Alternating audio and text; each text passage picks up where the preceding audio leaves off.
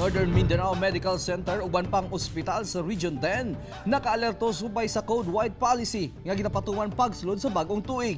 Dugang detalye atong siron sa live report ni Cyril Chavez. Cyril! Sakto ka na, Real, padayon nga nakaalerto ang mga balay tambalanan dinhi sa Region 10 ingon man ang mga medical staff sa naasoing balay tambalanan isip pag-obserba kini sa Code White Policy.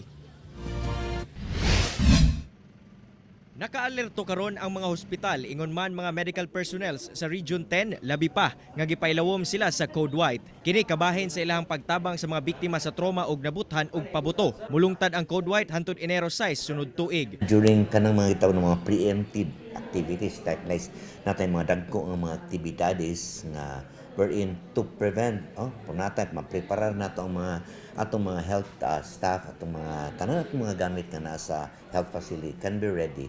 Samtang sa Northern Mindanao Medical Center, andam na ang trang ekipo nga kinahanglan gamiton alang sa mga pasyente nga posibleng mabiktima sa mga pabuto sa pagsugat sa bagong tuig.